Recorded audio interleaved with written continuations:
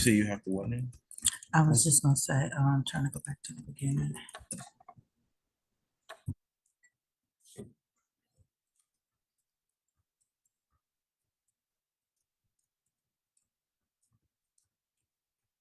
So you have to what now? I was just gonna say, trying to go back to the beginning.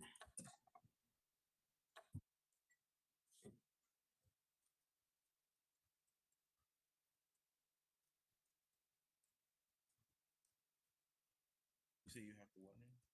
I was just gonna say, trying to go back to the beginning. So you have to what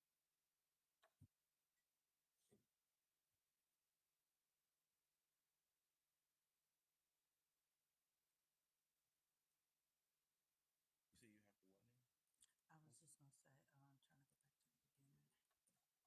trying to go back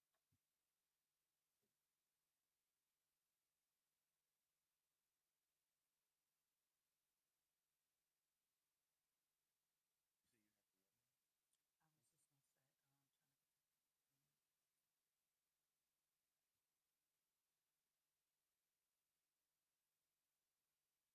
the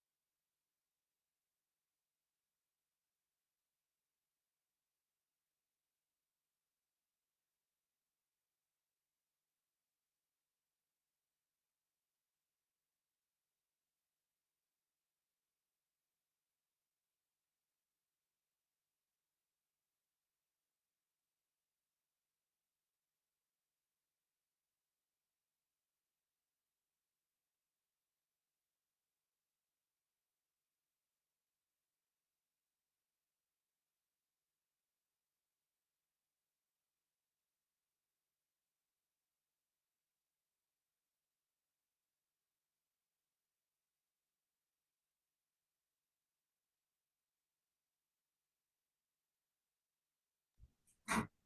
I was just gonna say, trying to go back to the beginning. Next time is touch me.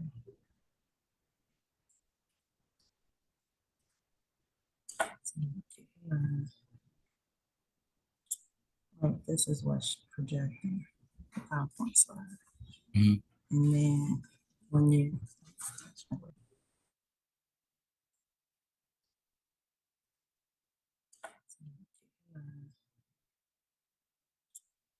this is what's projecting the PowerPoint slide. Mhm. And then when you this is what's projecting the PowerPoint slide. Mhm. And then when you this is what's projecting the PowerPoint slide. Mhm. And then when you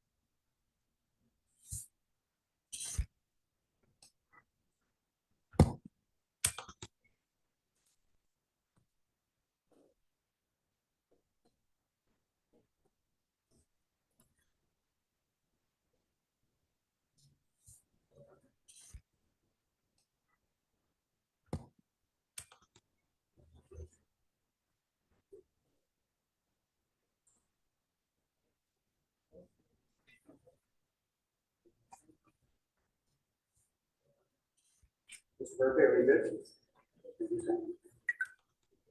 Well, good evening.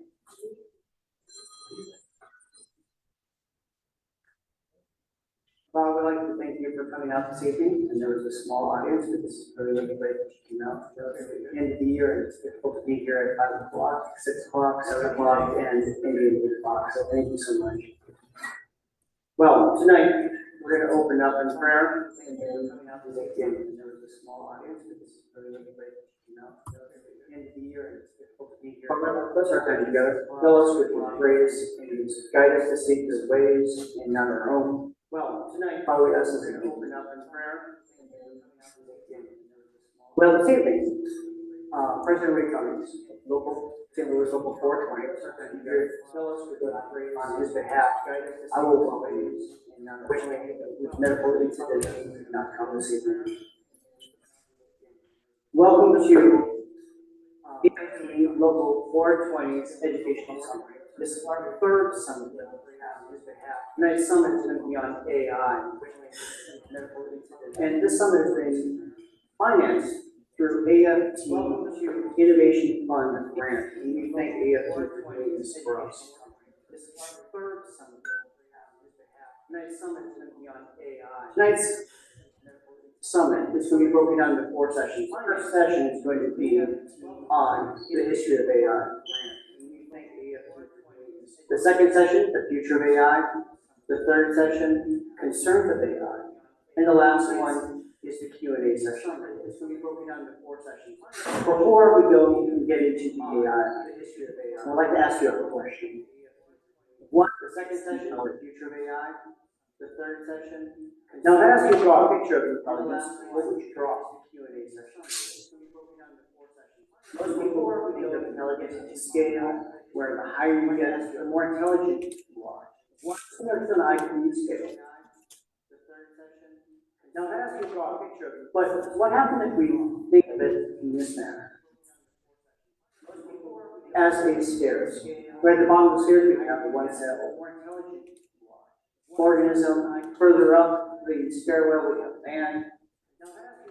You up to a dolphin, and a baby, and finally the super brain. That's not right, but it's not correct at all. Organism, intelligence for humans is more like an orchestra. Music is like not created by one instrument, but by many, all working together. For example, a cello is more like an orchestra. To be the mathematical part of the brain. Music is like flute, like the spatial relationships part of the brain. Working together.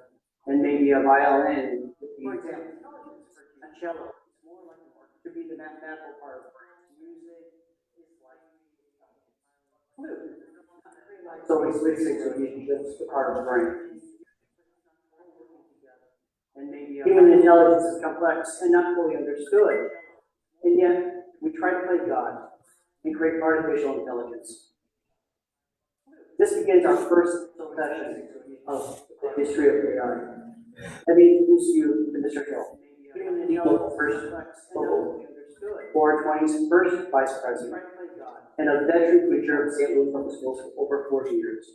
This begins our first session of the history of AI. Let me introduce you to Mr. Hill. Good evening, everyone. 420's first vice president and a veteran teacher of St. Louis Public Schools for over 40 Did years. you hear me? Yes. Okay, I don't think I need to wax. I'm going to talk about. Good evening, everyone. Okay. Did you hear me? Yes. Okay, I don't think I need to wax. We're going to talk about artificial intelligence and the various branches of artificial intelligence. AI is a branch of computer science that is trying to create programs that have a human-like intelligence. There are several parts of AI, but I'm going to get into just the basic 3 artificial intelligence. going to talk about the first term that people need to know about artificial intelligence, something called reactive artificial intelligence. These are the type of AI tools or programs that respond to specific inputs. For example, you may have Alexa in your home, Alexa turn the lights on, and your lights will come on. If you have Google, I have Google in my house, so if in the morning I'll ask, hey Google, what's the weather? It will tell me the weather for the entire day. For example, okay? Now, Alexa in your home, Alexa and your lights. That's the reactive part of AI. Now, the next part is something called predictive AI. Predictive does just what it sounds. It predicts future events or behaviors.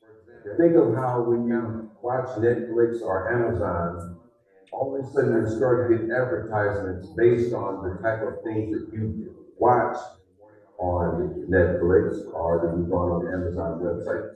Basically, to try to figure out how better to sell you things. Okay?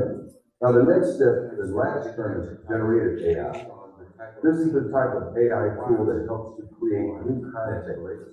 For example, you ask generative AI to ChatGPT to create a story. Give it a specific timeline, give it the various things that points. This is the type of AI tool that helps to create about that. For example, you ask generative AI the various timelines, and with ChatGPT, it will write a specific story based on what you asked it to do. Now, but the main thing is, where did artificial intelligence come from? Basically, the beginning of AI can be traced back to 1943 to a guy named Warren Sturgis McCulloch and Walter Harry Pitts. They were the first to publish a paper called The Logical Calculus of Ideas Imminent in Nervous Activity. Very long title. This is the groundbreaking research that started the beginning of artificial intelligence. Now, in 1950, then a guy by the name of Alan Turing, who wrote another paper, Communicating Machinery and Intelligence. In this paper, Turing outlined what has been called the imminent game. This is a mental thought experiment to determine if a machine could exhibit human-like intelligence by fooling a human questioner into believing it was another person. In 1956, the word artificial intelligence was coined by John McCarthy. As he designed a summer workshop program for leading researchers to explore the potential of creating intelligent machines. In 1957, Herbert Simon and Alan Newell, logic theorists, proposed a key concept that later had an important impact on artificial intelligence research.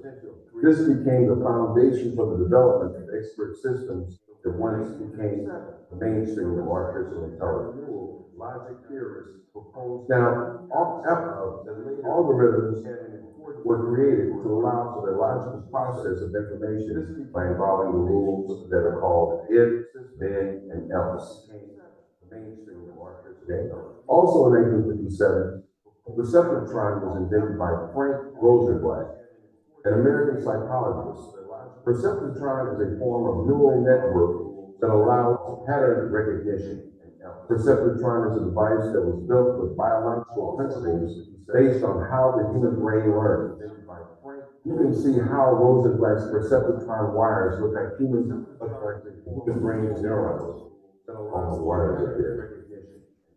In 1965, Walter Weizenbaum created the first chatterbot, later shortened to chatbot. Elisa was created as the first chatbot. Elisa was created to stimulate the response of a psychologist interacting with a patient. Now, some experts started to question the ethical implications of Elisa. For example, the machine that advice to a human could possibly hurt themselves or even others. And who would be responsible, the person or the machine? Because of these questions, artificial intelligence started to lose some of its funding, and the research started to slow down just a bit. but I'm sure there were people in the background that were still working. And who would be responsible? In 1986, Ernest and his team from Von der Wasser University in Munich, Germany, created and demonstrated the first driverless car, or robot car. They could drive up to 55 miles an hour on roads that didn't have any obstacles for human drivers. And it went for the first time 611 miles. In 1997, Deep Blue, developed by IBM, beat the world chess champion Gary Kasparov in a highly publicized match, becoming the first program to beat a human chess champion. In 2002, the Roomba sold to the general public. How many of you guys have this in your home? Anybody have one in their home? Nobody. In 2006, companies such as Twitter, Facebook, Netflix started utilizing AI as part of their advertising and user experience. They created algorithms to find out what humans want, what will. In 2010, Microsoft launched the Xbox 360 Connect, the first gaming hardware designed to track body movement translated into gaming. Humans want what will. In 2012, visual recognition made a huge advance as two researchers from Google, Devin and Andrew Ng, trained a neural network to recognize text by showing unlabeled images and no background information. In 2016, Hanson Robotics created a humanoid robot who became the first robot citizen. This is the first robot created with realistic humanistic appearances and the ability to see, replicate emotions, as well as communicate.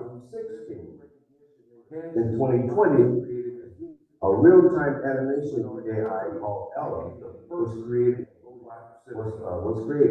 It became the officer at the headquarters of Wellington Police Station in New Zealand, where her duties were involved in greeting visitors, notifying the staff of guests, and sharing basic non-emergency service details. Using real-time animation to emulate face-to-face interaction, she is designed to emulate basic functions and in front of real humans as far as communicating with them. And she was able to hold this position right now until possibly her probation period is up to see if she's going to be able to hold that position. In 2021, real-time object detection systems such as YOLO, You Only Live Once, became commercially available. These AI systems have been used by military surveillance for years. Now, this is where it really hit me when I thought about this, because last week we were going into people having to have their real IDs. Now, I don't know if you're familiar with something called facial recognition software, but in the real ID concept, if there are cameras out there with facial recognition software, as soon as you walk to view that camera, your name, your address, your job, basically almost everything about you, people that have this type of software and are monitoring it can see exactly who you are. So be careful what it is. Okay? In 2022, Midjourney, a powerful AI-powered image generation tool, was released to the public as a Discord bot, allowing users to create unique and imaginative images from text prompts. Midjourney quickly gained popularity among artists and creators, and showcased the potential of generative AI in the art world. In 2023, OpenAI released ChatGPT. Now, this is a very controversial AI program because many people will install these on their laptops, tablets, cell phones. This is where you can actually talk to it about anything, and it will have a conversation with you. It can think and operate just that fast. And there are many applications around the world about this. And as a matter of fact, This is the fastest selling consumer app in history, reaching over 100 million users in 2 months time. If you think and operate just that fast. From 2023 to today, we have seen an explosion of AI models, developments, and inventions. Today, your own AI creates specific AI for your own needs. This exciting development, even though it has a cost, and we're going to bring Miriam up to talk a little bit about that. We hope you all will learn something from this and realize that AI is here to stay. And it's going to be with us for a very long time. Thank you. This exciting development, even though it has a cost, and we're going to bring Miriam up to talk a little bit about that today. We hope you all will learn something from this and realize that. Good evening. My name is Miriam Townsend, and I come to you today. I'm honored to speak with you, not only wearing a hat as an educator, but I'm also a mom. I am the vice president of our local teachers union, and I also am an educational researcher. So today we're going to talk about my portion is future of AI and what's on the horizon. But in order to do that, we're looking ahead for three key audiences: our students, our families, and our professionals as educators. So we're going to explore that a bit together because the future is now. So not in the future, artificial intelligence is here now.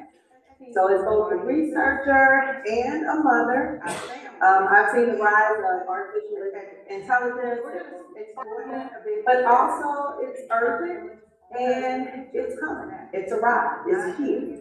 And it's impacted everything from our lesson planning as educators, to college applications, to our healthcare. And as a researcher, I can tell you that the data shows that there's real potential, but there's also real risk. And with that risk, we have to be intentional and we have to be careful as we are utilizing AI. Here on the screen here, we know that AI can personalize some of our learning. We can use it to help teachers create tools, but there's also a lot of misinformation. We can have hallucinations from AI. Students may over-rely on it. There's also here training and the data, and of course there is the privacy and the data security that comes with it. And as educators and advocates, we need to ensure that AI supports the human growth, not replace it. And we must ensure that all students, especially those that are in under-resourced communities, have equitable access and guidance. So we're going to look at from a parent perspective and kind of unlock the power of artificial intelligence. So as parents, we know that our sons and daughters devices and cell phones. This is a generation that grew up with technology, and you might wonder, like, what is my son or daughter doing? How can you make certain that they're safe? Well, you don't have to be a tech expert. You just have to ask the right questions. We want you to encourage curiosity, right? Encourage them to explain their thinking, and most importantly, help them develop ethical habits around AI use. AI can be used, some parents may use it to help in supporting their sons or daughters with their homework help. May help in language, translation support. But we need to support the parents and educators through this communication, through the training, and have a bit of transparency. Parents shouldn't be left behind in this AI conversation. And so that's why we're here today. Parents are our first partners in helping students use AI both critically and ethically. We want our children to lead training and have a bit of transparency.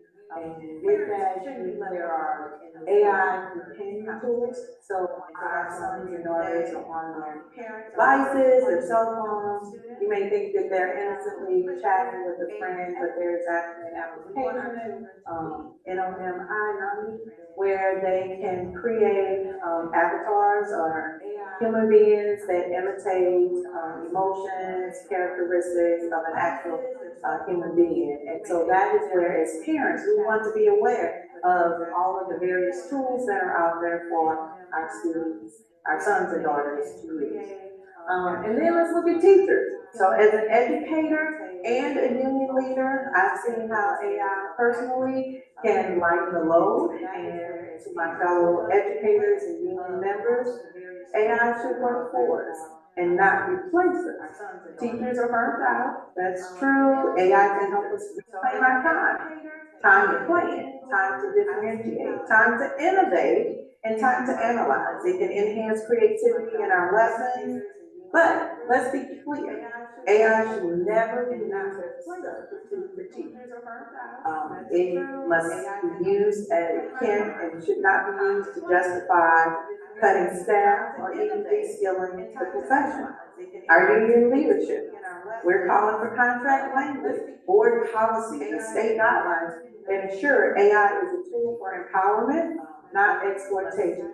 And as a union, we are advocating for AI policies that protect teacher autonomy, student privacy, and most of all, educational equity.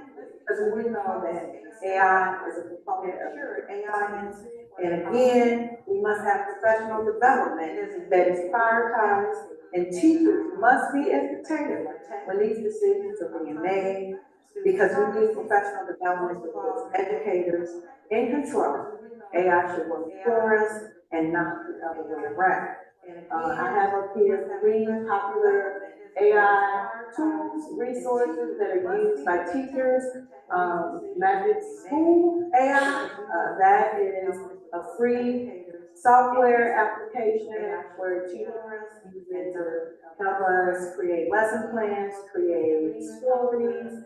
It can be used to create questions based on reading comprehension, reading passages. AI does a lot of responding to emails. You put in the email that you want to respond to, and you put in your topics that you want to emphasize in your email. You can even say whether you want the email to be assertive, professional, casual, and voila, you have a response. So again, that's saving time, and if AI is used appropriately for teachers, it's our partner. ChatGPT, Mr. Hill talked about that earlier. And then the district. We are a Microsoft district. And so what that means is we utilize a lot of the Microsoft tools, our lessons and classroom assignments are delivered using Microsoft Teams. This year, the district rolled out learning accelerators, and I had the pleasure of using it. It's Microsoft there, and so what that means is focusing on reading. So there are passages that are already pre-created. I've also used the passages.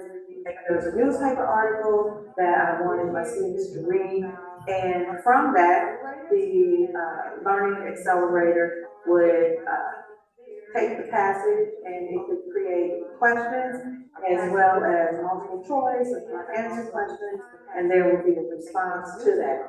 So the district is using Microsoft Copilot. All teacher devices, I know some student devices, they do not have access to Copilot. Again, Copilot is another form of artificial intelligence that can allow teachers and they plan our time. So as we're going through our daily Microsoft Copilot, all teacher devices innovate in our classroom.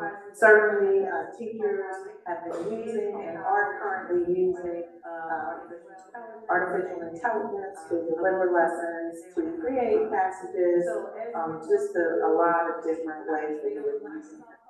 And now to moving on to our classroom.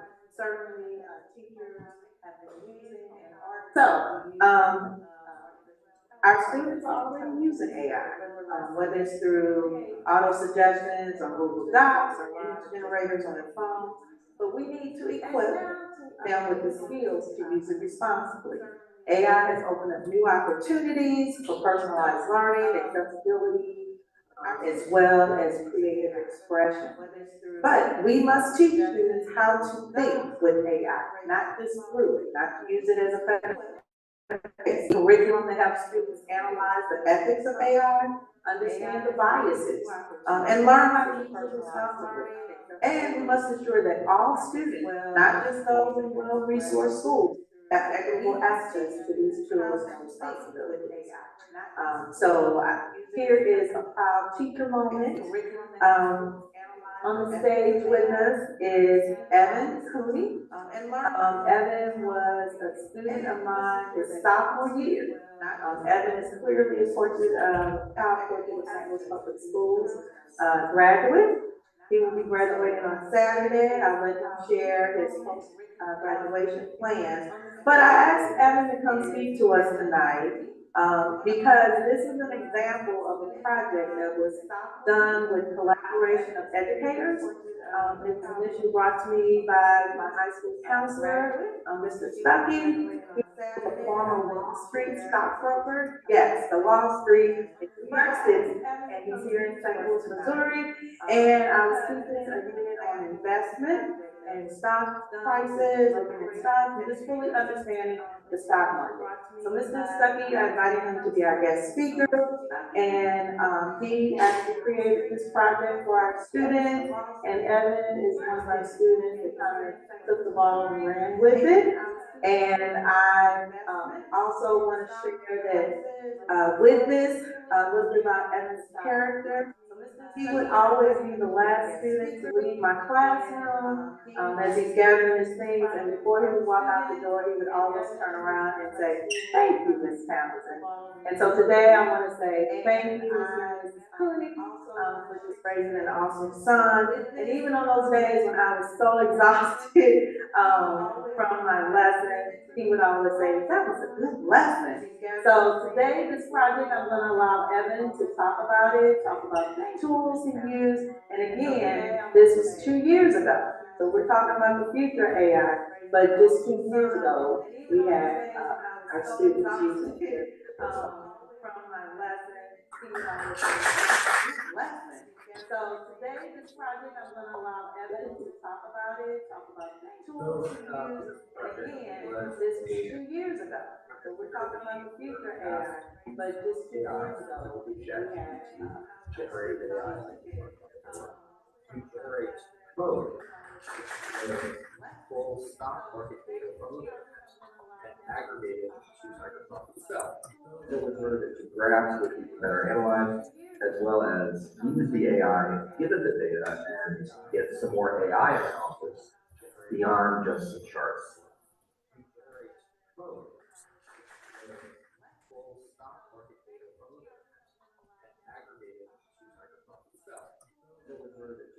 So, the company that I researched was Coca-Cola. We looked at Coca-Cola stock, and using the AI analysis, we found that, this is a chart that generates the data we pulled down from Excel. We saw that it was trending up. And this project was really made possible by the AI because at the time, I didn't know anything about programming. So ChatGPT was the only way that I could get this code done without having to rely on the charts to find out and do other things. It was also able to do some complicated statistical analysis that I didn't know how to do, like finding the R-squared value, which is related to that trend line that you can see. Some of the limitations of this project were that it was based on code, and I had no experience with that. So when the AI generated the code, obviously AI is not perfect. So it ended up having many errors and weird bugs that, as a non-programmer, I had no idea how to solve at the time. So looking back on it, I think in the future, one of the things we can do to improve the AI project is, not doing programming as the first one. Because we really want students to use AI as an assistant and not replace the thinking. But when you're doing something with AI that's beyond your skill range, you really have no choice but to use the AI to replace the thinking because, you don't know how to do it. So I think in the future, something like a different project that's not using programming would be more beneficial as an intro to AI projects. Another thing that I noticed with this project, and also in the future as I use AI, is that it really shines when doing specific things and not general tasks. So like my brother, for example, used AI to help him with his CV when he was applying to graduate school. He didn't have it generate the entire thing. Most of it he wrote himself, but there were some sections that didn't sound quite right. And it was very helpful to use generative AI to help revise those sections. Because language processing like that is really what it takes for.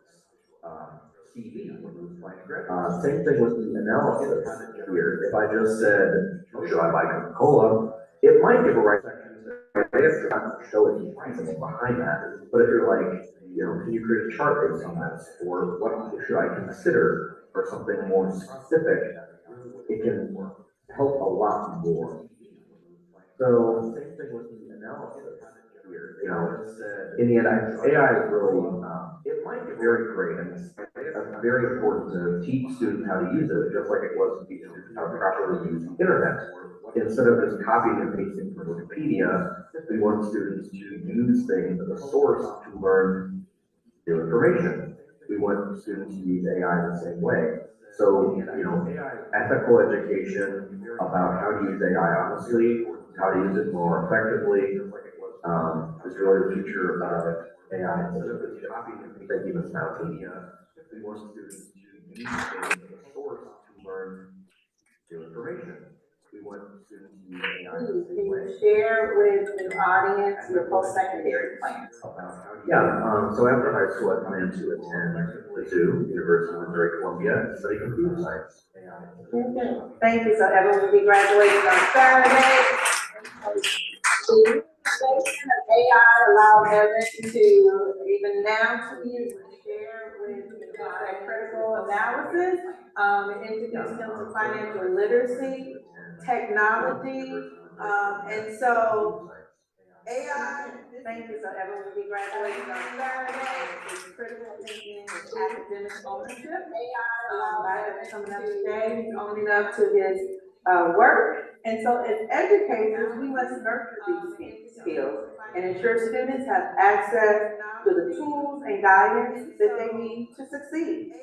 Evan didn't just copy data, he interpreted it. He made predictions and he supported his own claims.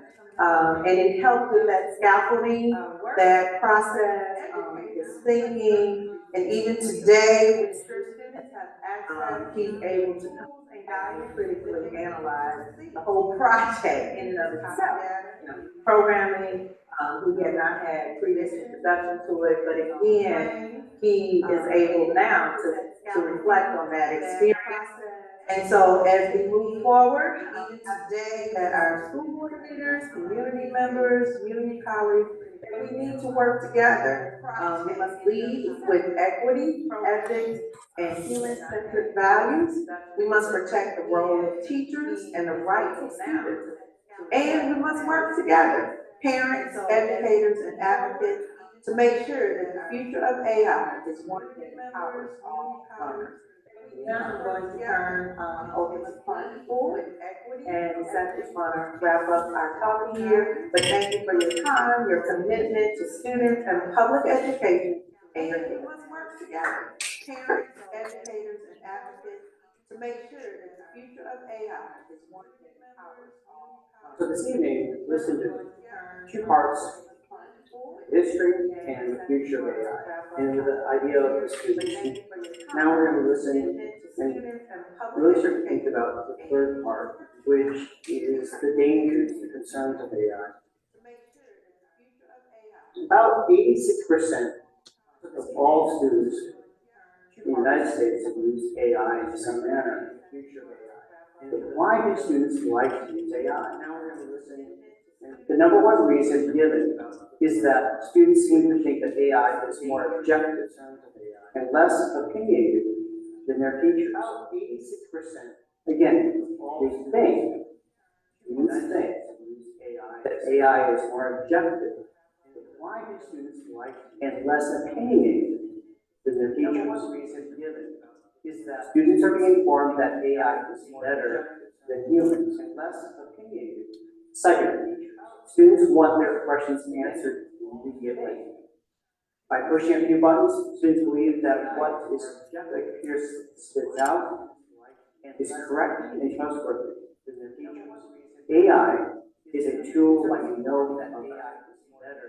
Think of it like a giant vacuum cleaner. Students want their questions answered. It sucks in data from all sources. It does not care if the data is private, it's owned by you, it's wrong, correct, and trustworthy.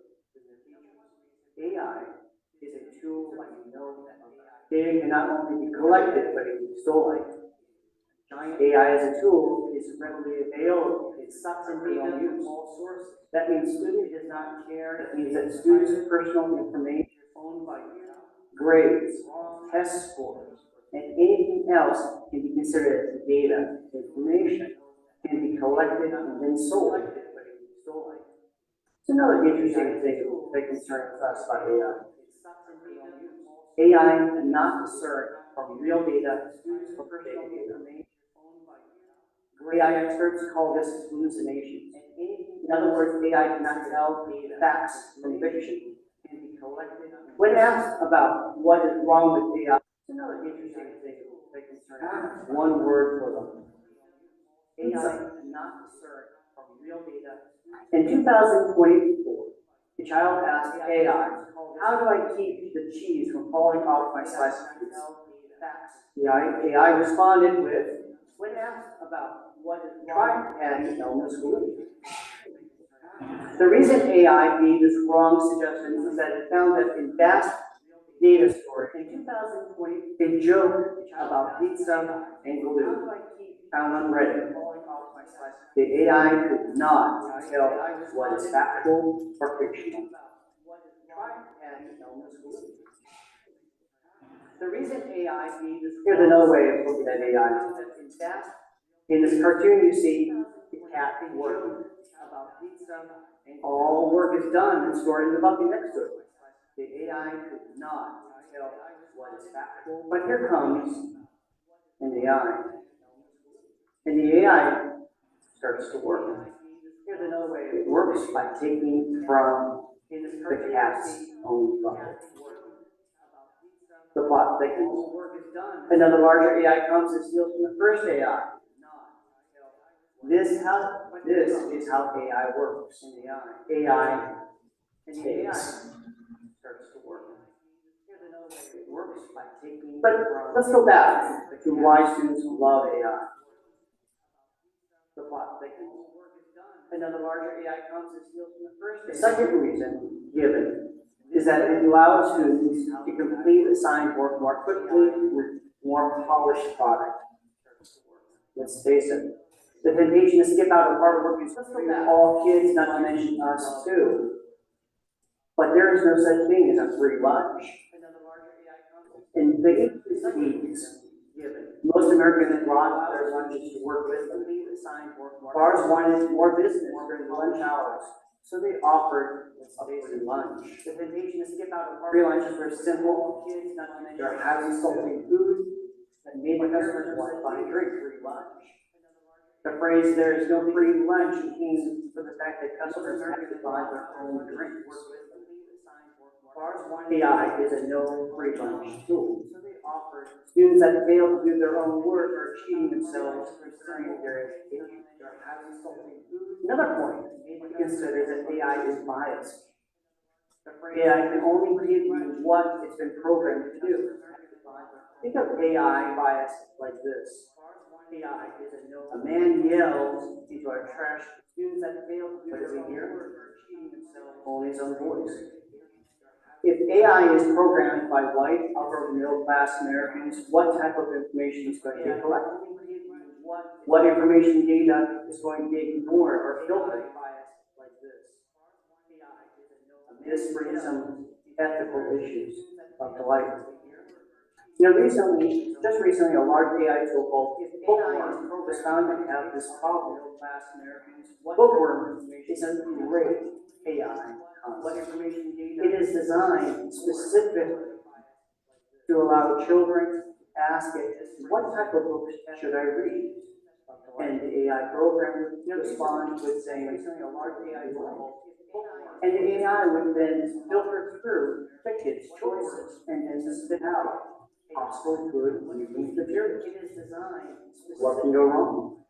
Bookworm was only given limited data, and thus most books suggested ignoring different languages, different upbringings, different racial groups, and a host of other areas. This brings up the issue of AI teaching our students. What can go wrong? Who do we want as human and guiding our students or our machines? Several educators told me that they love the fact that AI can be adaptive. This brings up what they meant was that AI tools can give questions that are more challenging if students are excelling, or easier if students are having the wrong answer or falling behind. Again, what's wrong with this? Several educators told the human touch that educators are not machines. They're not looking for patterns and following a pre-designed script of interaction. We are carrying or look at the whole child to be ask, listen, compare. We instruct the whole child, not to give programmed responses. Educators are not machines. They're not looking for patterns and following a pre-designed. Fire is one of the greatest tools we have. It supplies warmth on cold days. It cooks our food. It illuminates the dark. Listen, compare. The fire can get out of control. The whole child, not to give programmed. Fire, like AI, is a useful tool in the right hands. But who is there to give the young hands help and guidance? It becomes a question that we have to think about very carefully. The fire can get out of control. The real problem with humanity is the following. We have, but who is there? Realistic emotions, help, and guidance. Medieval institutions becomes a question that we have to think about very carefully. And God-like technology. The real problem. So tonight's discussion and presentation was to give you a taste of what AI is, where it came from, where it's possibly going, and the inherent issues that follow along with it. Ultimately, having AI in our society depends upon you, not just the parent, but the consumer. Because AI will be driven by consumers, where it came from, and as a consumer, you have to choose what is best for you and for your household. Ultimately, and this brings us to human society. Session 4. A time for you to ask the questions of us. For you to voice what your AI will be driven by consumers. We have a mic in the center of the room. Feel free to use it. You're here. Thank you. And for your household. And this brings us to session 4. A time for you to ask the questions of us. For you to voice what your AI will be driven by consumers. We have a mic in the center of the room. Feel free to use it. You're here. Thank you. And for your household. Come on down.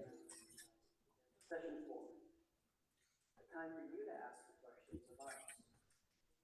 Kevin, can you take the microphone down, please? I don't have any questions.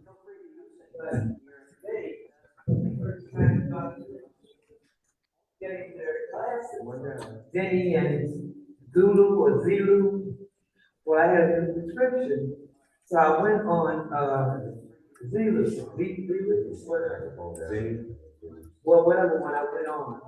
So I found some frames. I said, oh, I like these.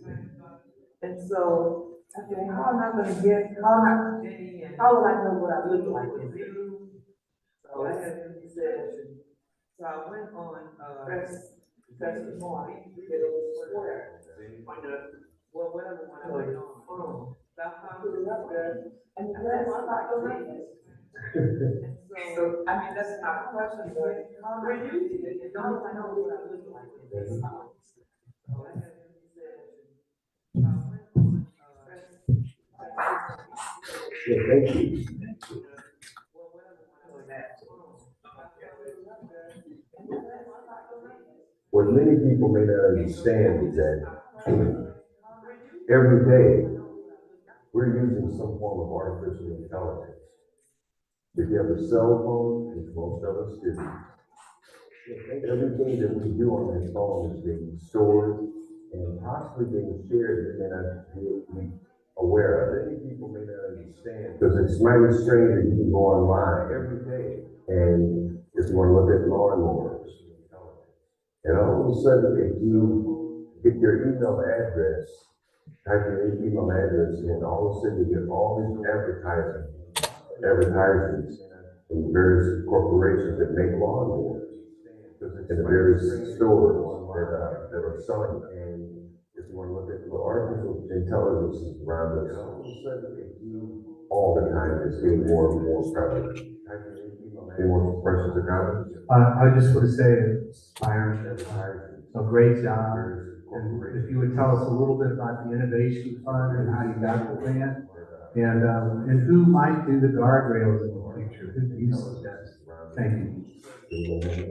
All the time, it's getting more and more prevalent. The Innovation Fund is a I just want to grant through the National American Federation of Teachers, and it offers educators a chance to do private research into areas of interest to them that might have far-reaching is a grant through the National Far-Reaching Federation of Teachers impact, and so that the fund itself is a real gift. It is financed through local dues, like we can name them, dues members, like our local.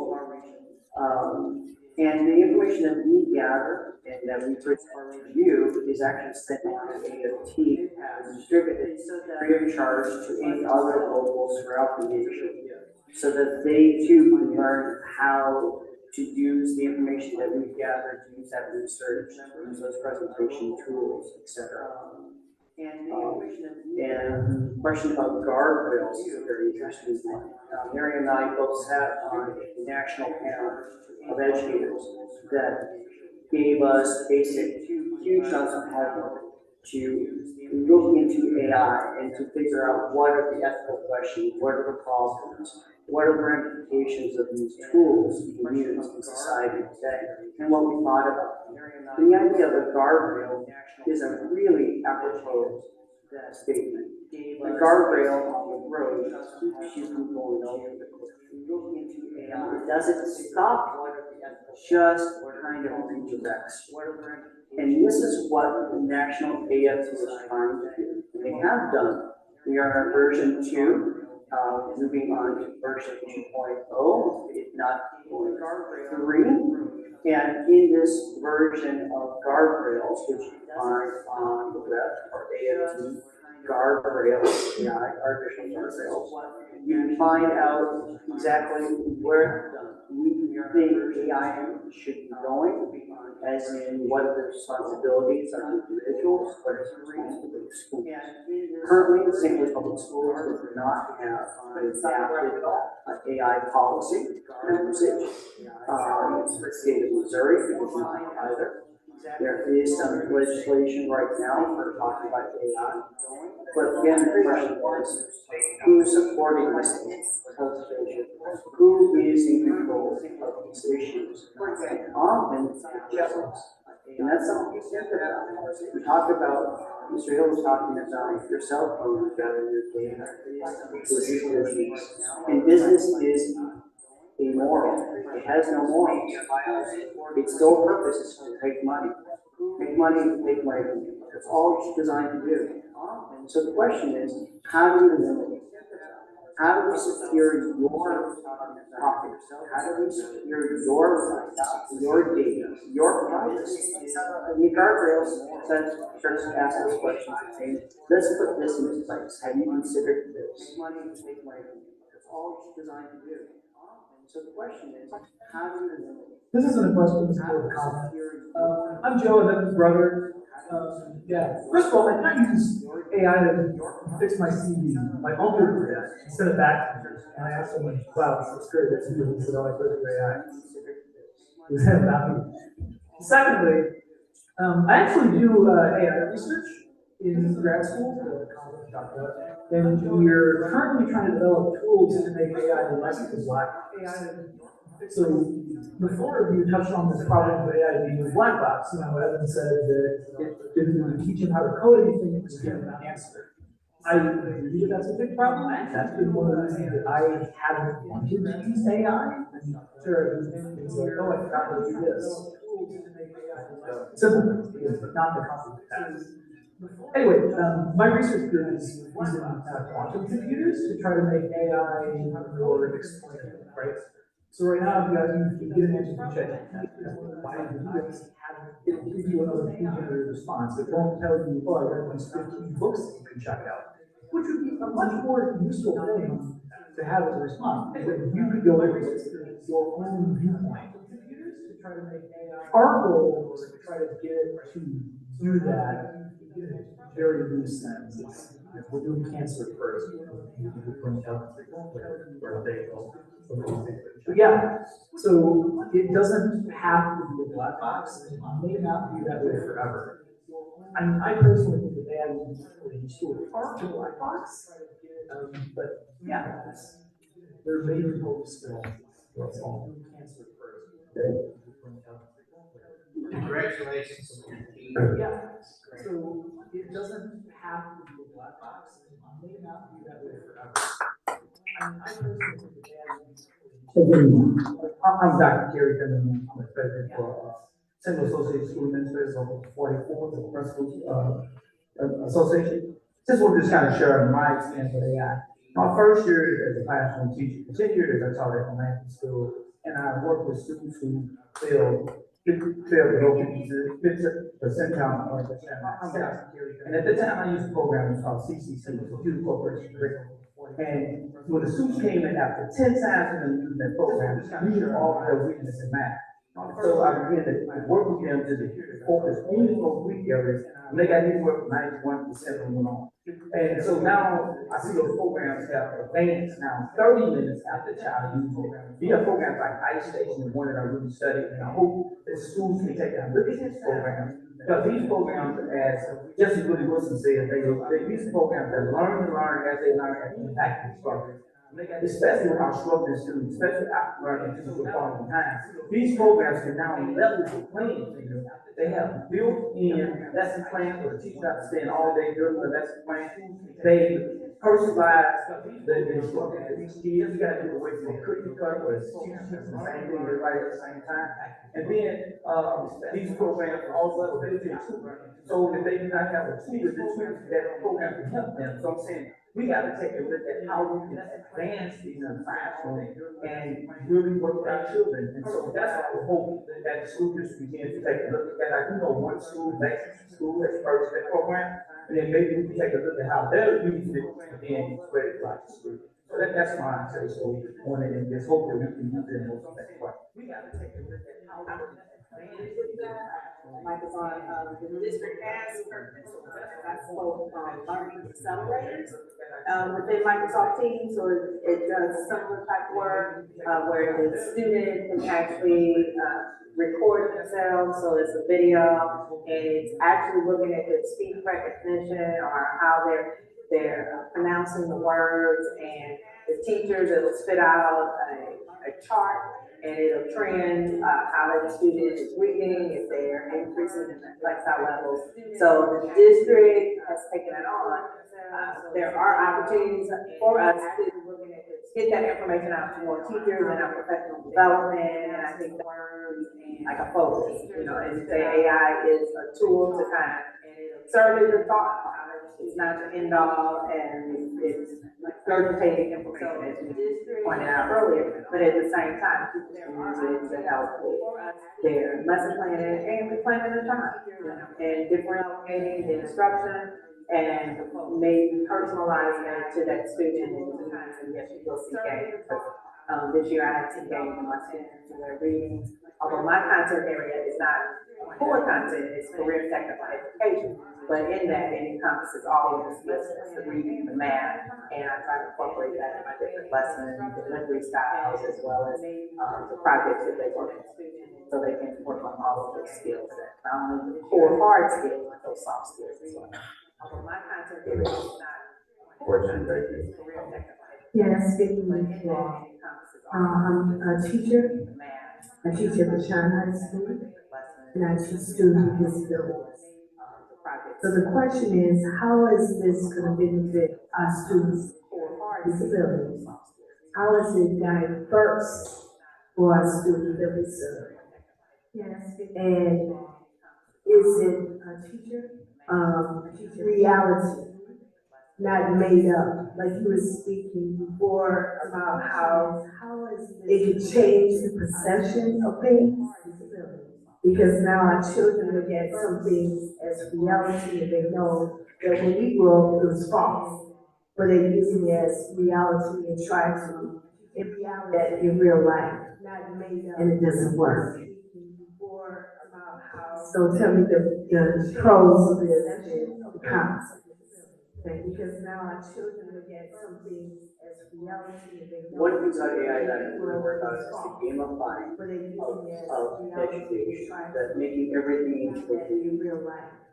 that It doesn't work. billions of dollars are spent So tell me in the gambling, pros of this. and that the experts in human understanding and one of the things about AI that we're using of humans' emotions against is the scenery, that it creates environments of relaxation, of fun, of drinks and plush carpets, perfect atmosphere, understanding. But there's no windows. You do not know what time it is. There's no clocks. So you lose yourself in this thing while you spend money. And the house always wins. And I'm worried that AI is going to do something that is going to be addictive, that it's going to offer you wonderful things. But again, that plays out, there's no free lunch in this thing. At what price do we pay for this? And the house always wins. You know, for special ed, again, what are we trying to do for our students? What is the end result? And I said, the end goal is to get them to learn, but not just to be able to spit out answers, but to really love education. For special ed, St. Louis Public Schools loves the term scholars. When they speak for our students, I don't think that's accurate. Scholars are people that are a certain level of education and love education and want to build on it. What we have is students. We're developing students. We're developing students that will end up loving education. We want to turn them into scholars. Not scholars yet. I don't think that's accurate. And I think that when we look at special ed, we have to understand what are the deficiencies, what are the strengths. Because special ed kids are highly intelligent. The question is, where is their intelligence lie? How do we use what they are already capable of doing, harnessing it, and giving them the tools so that they want to learn more and to reach out? And it's not a comfortable way to learn. It's the only intelligence. We adapt through struggle, not through fun. So when we gamify it, and we make it fun, we have not learned it. We have not built anything that is solid as a foundation. It takes sweat, it takes tears to learn. And so what we have to do is figure out ways to give them first small successes we can build upon. And then larger challenges that they can start to enjoy learning and be challenged for. That is solid as a foundation. Also, to your point, special education, the current tool that the district that's available to all teachers now, the learning accelerators on Microsoft Teams, it does look at, And then large. the accessibility, and, there are tools that will allow you to, also to your point, make the reading passage if it needs to go to a lower lifestyle level. For your student, you can differentiate the reading passage along the grade level it covers. If I'm not mistaken, I think it was pre-K through 12th grade, and so you can personalize it. If you have students that need more time, instead of time, if there are ESOL students or ELL students in your class, you can select other languages for that passage to be their native language. So it is available, but again, I go back to special providing that for all teachers so that we can know how to utilize the tools and resources that we have available to us. And there has to be that human element involved. Like you can't totally rely on technology or the bells and whistles, even in if you were to go and perform a Google search now. I've noticed that it automatically has an asterisk and it will give you an AI generated response. So all of the, as Seth just stated, all of the corporations now are looking at how AI can, increase the bottom line, maximize shareholder wealth, because they are in it to make money. And as educators, as community leaders, we need to make certain that again, looking at those that are opportunities, under-resourced schools, teachers that may not have all of the tools to effectively perform their tasks and to help their students learn. And so those are the things that this community was glad that I'm having this conversation. Again, the project I put together was 2 years ago. The educator and I collaborated, our counselor. And now in reflection, listening to a student who actually experienced it, and AI was new to us at the time. And so we're learning, there's all this out learning, but we also are educating young people in their minds and skill developing, and that's where that human element plays. But it is a tool that is there. It's part of the future, and our future is going to compete for eyeballs. Everybody's on their devices now.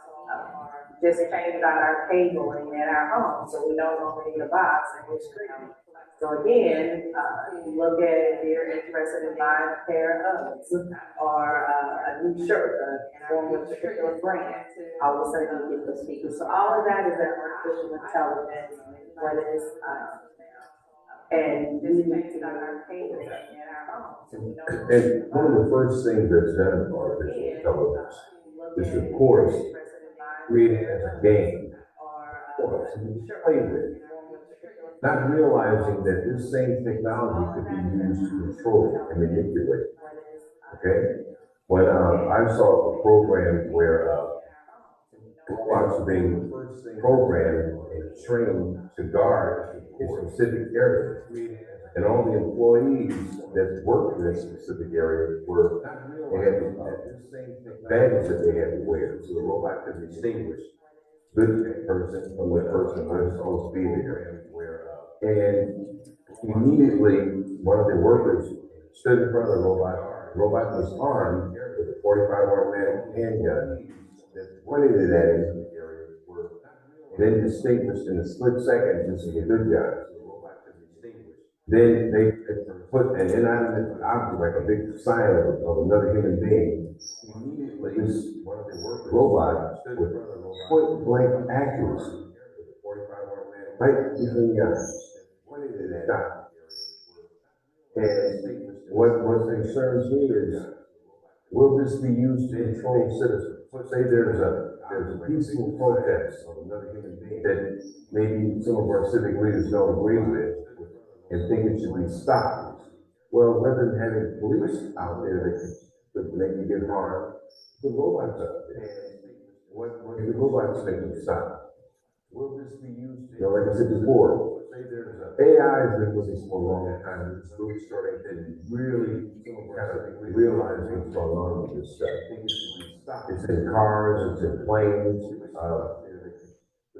it's everywhere.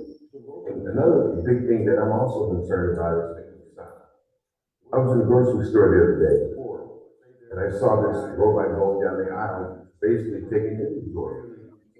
Then I heard over the PA set in the store, there was a spill in aisle 10. Well, I was in aisle 9, and I really wanted to see what happened. When I walked around there, I saw this small robot coming around the corner, going straight to the spill. And I saw it, sucked it all up, cleaned it up.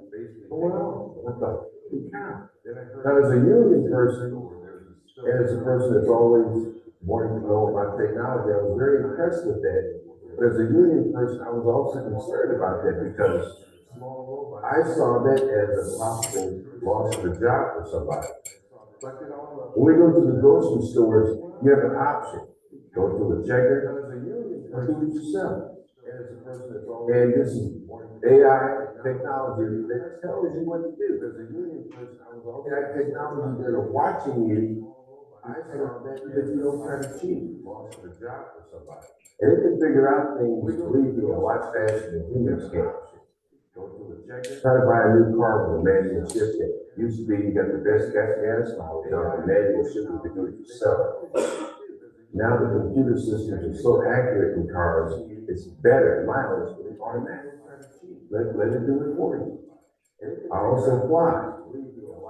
The hardest thing about aviation is the boredom that you get when you've got the plane off the ground. Destination, because you're just sitting there, and the plane is now the computers in the plane are taking you where you want to go.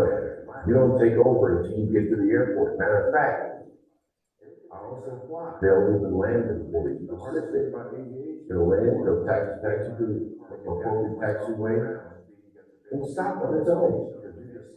This is AI technology, so if we're not aware of it, or really to learn about it, we're going to live in the dark. And I just hope that it doesn't send us to school and then school gets around the country start to realize and really start educating our young people about AI and taking advantage of it. It's just AI technology. We're not aware of it. Really to learn about it. Students with disabilities. We need to look at the fact that we always look for new shiny toys to answer our problems and get distracted from reality. In the 40s, soldiers were given video, 60-minute video film strips to watch. And he was supposed to learn on these film strips, and that was the U.S. Army education. And that filtered from the schools, from the military.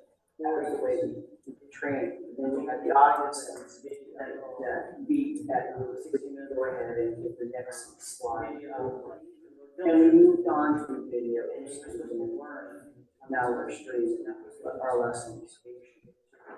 And that it's the same thing, except we're trying to push off the human element on the audience and be what is really the most useful thing as humans.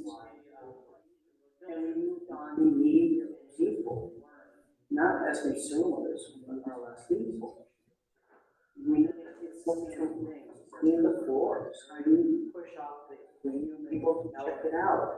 Check our groceries out. We need to be heard from the cashier. And how are you? And what is your next baby picture?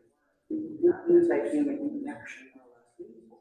If we're just going to stay at home, and we're going to go ahead and buy everything on the and we're going to be told what to wear. And we have a society like this in the United States. Cashier, people not able to work at home. What is your next baby picture? A society where human connection, kids if we're just act out because there's no social filters, and we're going to go ahead and buy everything on the internet. And so we need to look at what technology can do, but it's real difference. It's not able to work. And even the terms we use, artificial intelligence. Kids, first word is artificial, act out, because there's no, it should give you a bad taste in your mouth. It's not real. It's not intelligent, but it's real. It just scratching the surface. And I think the honest answer as a young person, as a father of six, is that we need to keep that connection. We need to keep that working. We need to change our society. We need ethical issues created by front of us and struggling with them. Not putting them into a database and asking us to get an easy answer out as a father of six. And is that we as people will always choose the easiest way out, working. So we have to put the guardrails in your society to say no. Ethical, that's a good guess, that think a little bit harder, work a little bit harder, get an easy answer out as a father of six. And is that we Have you all thought about, doing workshops, in-service workshops with the district? Your colleagues? That's a good guess. If you haven't thought about it, you need to, because I think the best workshops when I was, in the district was my colleagues. Because after 30-some years going to in-services that didn't mean anything, wasn't gonna help me. It wasn't until much later in my time that the people who have to deliver the service were the ones doing the workshop. Because the problem is, we want to segregate the elementary from the middle school and the high school. And that's to me, it's wrong. At some point, elementary, middle school, and high school need to be seen, interacting, because if the child is not performing like they're supposed to, at the property level, middle school expects them to have a certain things, learning by that time, and it goes on to high school, and that's where we're failing. Elementary, middle school, and high school, and I think the union needs to take charge and let the district know that this is what we do. You don't have anything to lose, but the only thing you can go is up. So I think you all need to take that into consideration. It's time out. When I looked at the historical piece that you were doing, and it's right, it's been around for so many years, and now it's really taken off for it. People realize, but I mean, it is, and that is the question. It's time out the district mindset about handling AI in the classroom, in services that they now, because I think those 2 weeks are critical for the teachers. People realize you do not get very much out of it in those in-services, and then you go back into your buildings, you have 48 hours to get classroom together. I think about service, handling AI in the classroom. So, I don't know if there are any administrators in here or whatever, but anyway, it needs to be stopped this time out. Dr. David was invited personally by Nate to come. He's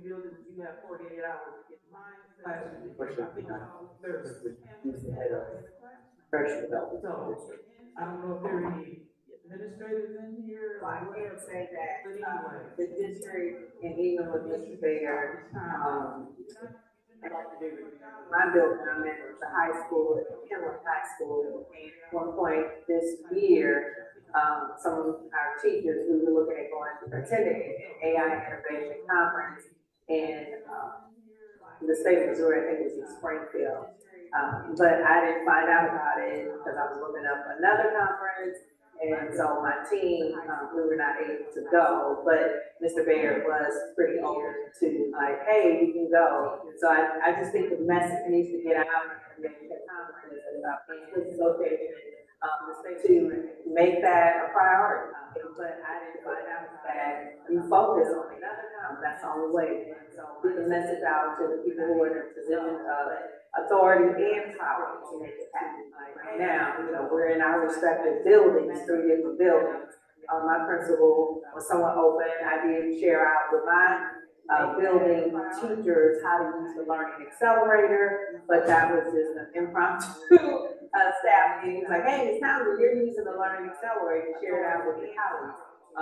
And I did, and then some people later, would come to my room and say, hey, how did you do it? And how did you use it? But I think, again, as I spoke, we have to be intentional in using AI. And I think that is where it's a great opportunity for the district leadership to look at it, being intentional and making certain that our teachers and our building leaders are aware of the tools that are out there so that we can best prepare our students so that we are no longer behind and increasing that digital divide, because artificial intelligence is part of computer science. So we already know that in under-resourced our Black and brown community, that there's this great digital divide. We want to make certain that our students in St. Louis public schools, that we're closing that opportunity gap. So we're very fortunate to have national AFT support us in this endeavor. I don't think any of the other school districts around the country, federal conference, have put together anything of this level. Seth and I are on the guardrails that's put out by the National Teachers Union and addressing it. But it's exploding. It's touching all sectors of society and industries, and everyone is talking about it. And I just think education touches every industry. Whether you're a car mechanic, a physician, a lawyer, you have to be educated. You are taught by a teacher, and artificial intelligence is touching on every industry, from manufacturing to healthcare. Healthcare leaders in the state of Missouri are discussing how to utilize AI to make it more difficult for nursing, the clerical tasks. Those are some tasks that can be done using AI, but you have to be careful because you're dealing with data, your healthcare data, and I'm more than that information to readily available. So, again, these are areas open up for discussion, with leaders, both from the community as well as parents and students to be on the forefront that educators get that. Your research team and just looking at it, that's something that we need. The devil's advocate to the idea of closing the digital divide is that we look at the highest level of schools, in private schools in the country, most cell phones, laptops, and it's back to paper. And the reason why is because these schools understand the very, very basic mechanics of how the brain works, and individuals learn that these devices are great as an adjunct to their education, not as a primary source. And so I think that we need to understand exactly what are the market forces that are being forced. Again, you can hear where my personal preference and bias lies is that I think that we have to focus again on the human aspect. Hershey, as in Hershey chocolate, there's a story that his head garden came running into his house and said, I have this fantastic new device. It's going to save tons of money. It's called a lawnmower. It saves so much time and energy. We're going to go ahead and mow all the lawns, and it'll be super fast. Hershey said, great. That's some story that, well, a few days later, Hershey's walking around and noticing the great lawns and said, oh, I have this fantastic new device. Where are the gardens? It's called They garden fire, have these lawnmowers that do all this work for them. Hershey's response was, do not understand. Well, 2 days later, Hershey's men have families, they have a job. Get rid of these lawnmowers, hire these new men. This is what we're facing, right? We're facing the ghost workforce, where the response was services provided by the machine, not the human that would talk to a machine or scan our own items.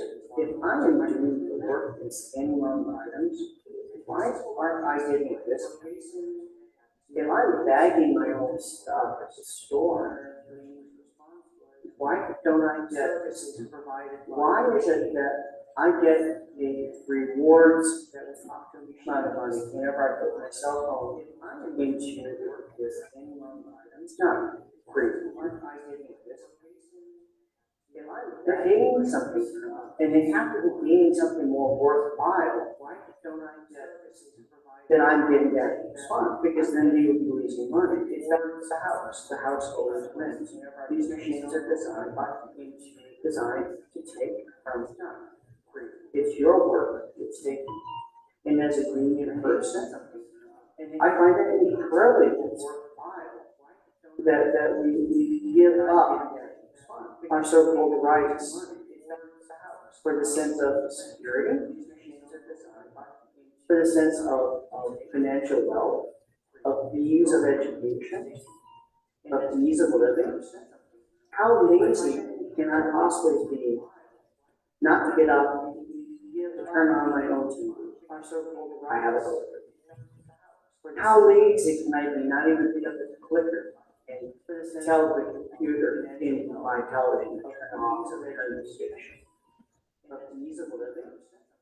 The next step is going to be, of course, off. Glasses. You know? How are we already so addicted to our own machines that we actually have a psychological condition that deals with students cannot live without their cell phones? Or the phantom ringing of or buzzing of our cell phones or our watches, so we keep constantly checking. How are we already so addicted? We hear a ding and we have to grab. We're back to a Pavlovian lifestyle where the dog is with, we are the dog, and the computer is the bell. These are ethical questions. These are things that adults have to think about ahead of time, not put in the hands of children. Look at the problems with cell phones right now in classes. This is a tool that's been turned into a toy. Now, it's such a problem when adults could have been making teachers from the very beginning. What are the major decisions right now in classes? This is a tool that's been turned into a toy. I agree with what Diane said. Looking at public schooling, this should be done during the 3 weeks when these teachers come back, because it's very important. Instead, you're right, doing the negative side of, of this, but COVID did not help. I think COVID was one way to bring more of this into society. Because teachers need to know and students need to know they're using this procedure and don't even know what they're doing. And the teachers have been using this all along. And I think, like Diane said, it needs to be doing, teacher development during the summer when they come back. Or maybe have a session with the Board of Education. Show them the importance of it, because this is important. And it's not gonna, we're not gonna use it less, we're gonna use it more in the future. We are. We're gonna use it more. So this is very, very big on that. Or maybe have a session. Yeah, I can tell you, my own personal experience with these past audits. Because this is important. I had And routine it's not surgery, like, we're not gonna use less, and we're when gonna use the more. surgeons told me that, We we're are, gonna have a robot do it, we're gonna use more. what? No, what are you talking about? Yes, we have this new robot, it's gonna do the surgery. I can tell you, we're gonna tell it what to do, and believe it or not, the three surgeons that came to this, and all three said the robot is much more accurate than we are. We can tell it exactly where to go, exactly what to do, exactly how to do it, and it's gonna do it every time. We may go in and see or nervous flinch, and we disturb something that shouldn't be disturbed. All three said, but this robot is gonna do it exactly right. We can tell it exactly. I can agree, but everything turned out okay. But understand this: artificial intelligence is here. It's been utilized far greater than we even realize. As far as I know, we are the first public school to even talk about artificial intelligence. Understand this. It's been done in the private schools already. I mean, they're already years ahead. Just like Seth said, in the more affluent schools, these things are not allowed. They take them away. Think about this. I'm old enough to remember back in the day, I had to have 50 different phone numbers memorized in my head. How many phone numbers do you have now memorized? In the more affluent, right? So you get the address, the zip code, you had all that in your head. You don't even do that now because you rely on these things. And when you take those things away from students in the classroom, they are actively lost. I'm at the high school level, and one of the biggest problems that we have is cell phones. Whatever you're talking about in the classroom, or say you ask a question, they will immediately go to their cell phones to get the answer.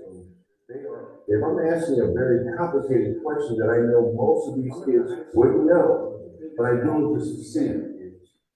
So it happens every time. Okay, put the cell phone away. Now let me ask you a similar question. They will immediately go to the cell phone. So we have to figure out a way to, one, yes, embrace technology, but be able to use it in such a way where it can also expand cognitive ability. You have to be able to do that because if people just get to the point where they're just relying upon these things, think about it how we all feel when we lose power at home. Can't watch TV, can't go to bed, can't have air conditioning, can't use the furnace, can't cook. And also expand cognitive ability. We're lost. You have to be able to do that because if people just get to the point where they wake up to artificial intelligence, think about it how we all feel when we lose power at home. Any more questions or comments? Right back here. Well, anyway, this is a pretty deep subject for me. We're here talking about new tools. And we've had new tools forever. But anyway, we've always had new tools. This is what's missing to me, subject for me, is we still don't teach. We're here talking about democracy. New tools. We have grown to accept capitalism. There's 6 modes of production: primitive communalism, slavery as a mode of production, feudalism, capitalism, socialism, communism. We got people, we have grown to having us scared to study socialism, communism. And then they want to call anything they don't like socialism and communism. I'm gonna stick with capitalism, socialism, communism. We got why do we love capitalism? Look what it's been doing, then they wanna call anything they don't like. Why don't we teach and love democracy? We don't do it. That's the biggest problem in being a building steward, is going around seeing all the lack of democracy. The biggest experience being downtown after democracy, retiring, is the prevalence. That's the biggest problem in being a building of autocracy. Somebody making up their mind about what's good for everybody else. What the heck do we think AI really is? The people running this love it. They got something else to hook us on. Just like you say with the real ID. I already know. Somebody make you, when you're in the airport, they watching you. They got people coming up to you, asking you all kind of questions about whatever. Nothing. The people random in capitalist America. And you best believe AI. I already know. Not random. So if we're not teaching about democracy, that's just a perfect place to start. Just the start.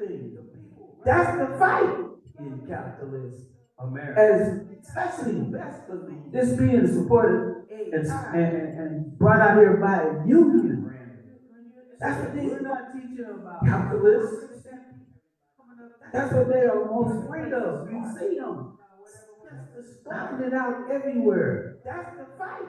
Shit, what do you think AI gonna keep doing? Making this stuff worse.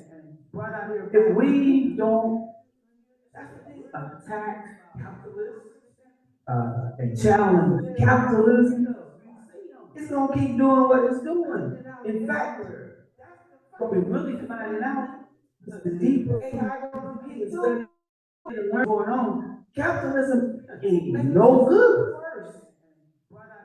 We ain't talking about how bad capitalism is and how good democracy can be. We lying. We're lying to everybody else. You can't sit here and be cool with capitalism if you see what it's doing. Thank you. We ain't talking about how bad capitalism is and how good democracy can be. We lying. I'm gonna be real quick. Okay. I agree 100% with his brother about what he said. If you see what it's doing. Then I'm gonna just, point to some things that were said. When you talk about your surgery and the robot was accurate, we know robots malfunction. Okay. So we rely, I agree much on what you said with this prayer about God-like technology. It's gonna fail every time that was said. When you talk about your surgery, then we talk about diversity. The people are making this is only putting in information to target certain things. They're leaving out our brown and black brothers and sisters. Our children with disabilities. The culture. They only gonna have what they know. The people are making this. So it's about drinking the Kool-Aid. And knowing that this is going to affect us in the long run, even though it's evolution, but it's going to affect us. And we have to fight against this. This is crazy. We should not have it in our schools. We should go back to old-fashioned teaching, critical thinking, problem solving. That's how I teach, even though it's computers. We talk about kids with his phones. As a teacher, you have to structure your classroom and set that tone in your classroom. We should not have it. I let them use that as a resource, but they have to do critical thinking, problem solving. strategies, interventions. That's old fashioned teaching, and it never went out of style. Never, with all the different evolution of technology, that remains the same. And that's what you see success in scores and grades and intelligence. That's what works, not AI. AI is handicapping all our children and adults. That remains the same. And that's what you see success in scores and grades and intelligence. That's what works, not AI. AI is with all the different evolution and adults. That remains the same. And that's Any more questions or comments? scores and grades and intelligence. Well, I thank you for coming out tonight. Thank you for staying, asking some really good questions. There's a lot to think about, a lot to discuss. And the title really was a discussion. Because this is where it comes down to. You talking to other people, you talking to your kids, and asking these questions. It's really starting to struggle with it. There's no easy answers. It's not a presentation, it's done and gone, and it's all as a discussion, checkbox. Because it's something to really struggle with, to figure out. We had that concept of waking up. It's really starting to struggle with it. There's no easy answer. It's not about waking up, it's about growing. It's about growing. It's about saying, I'm not happy in this state. How do I get better? It's a concept, and every athlete knows the only way to get better is by training. The training is finding the best to push them to be better. Success.